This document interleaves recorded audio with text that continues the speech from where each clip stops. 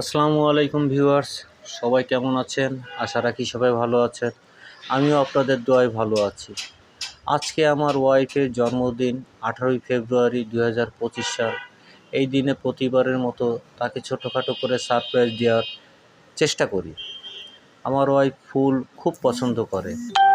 গত রাতে ফুল ও কেক কেটে তাকে উইশ করেছিলাম। তারপর ছোটোখাটো একটা আয়োজন করেছি। তো আমার ওয়াইফ রান্না করছিল তার জন্মদিনের, আর আমি ভিডিও করছিলাম। তো আজকে রান্না হয়েছিল গরুর মাংস, মুরগির রোস্ট, সরিষা দিয়ে পাবদা মাছ, নারকেলের দুধ দিয়ে বাগদা চিংড়ি, সালাদ, পোলাও, সাথে আরও অন্যান্য জিনিস।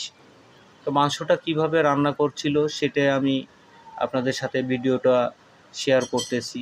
আরও অনেক ভিডিও ছিল, অনেক রান্নাই ছিল, সেটা আমি কাজের অভাবে, সময়ের অভাবে পাশে ছিলাম না, তাই ভিডিও করতে পারিনি। আশা রাখি ভিডিওটা আপনাদের কাছে খুবই ভালো লাগবে। তো প্রতিবারের মতো এবারও আমি চেষ্টা করেছি আমার ওয়াইফকে আনন্দ দেওয়ার জন্য, খুশি রাখার জন্য। সংসার করতে গেলে এটা প্রতিটা ফ্যামিলিতেই কম বেশি হয়েই থাকে। আপনার ওয়াইফকে আপনি ছোটোখাটো আনন্দ দিবেন, দেখবেন আপনার ওয়াইফ উজাড় করে আপনাকে ভালোবাসবে। আমিও চেষ্টা করেছি ছোটোখাটো আয়োজন করার জন্য। দুপুরে আমার বন্ধুবান্ধব কিছু আসবে, 2-3 জন বন্ধুবান্ধব আসবে, যার কারণে এত আয়োজন। আমার কোনো ভাইয়েরা বা আমার কোনো আত্মীয় স্বজনকে আমি বলি নাই।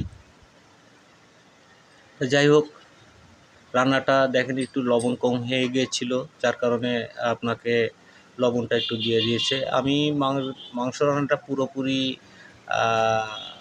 দিতে পারিনি, মাঝখান থেকে কেটে কেটে দিছি, কারণ পুরো মাংস রান্নাটা দিতে গেলে অনেক বড় ভিডিও হয়ে যাবে। আমি ভিডিওটা যত শর্ট করার দরকার তত শর্ট করেছি। মাংসটা তেজপাতা দিল, এখন নাড়াচ্ছে। আশা রাখি সবারই ভালো লাগবে। তো ভিউয়ার্স, কে কোথা থেকে দেখছেন প্লিজ কমেন্ট করে জানাবেন। আমার মাংস রান্না প্রায় হয়ে গেছে। আমরা এখন লবণটা একটু কম হয়েছিল, লবণটা এখন চেক করে দেখি লবণ একটু কম হয়ে বলছে, এই কারণে লবণটা দিয়ে দিয়েছে। আমরা পাবদা মাছ, এটা পাবদা মাছ, এটা হচ্ছে মুরগির রোস্ট, এটা চিংড়ি মাছের ভুনা, এটা পোলাও, আরও অনেক কিছুই ছিল, সালাদ। আমি সব ভিডিওটা দিতে পারিনি। তো ভিউয়ার্স, আমার এই ভিডিওটা যদি কারোর ভালো লেগে থাকে তো আমার পাশে থাকবেন, সবাই লাইক শেয়ার দিয়ে কমেন্ট করবেন। আশা রাখি সবারই ভালো লাগবে,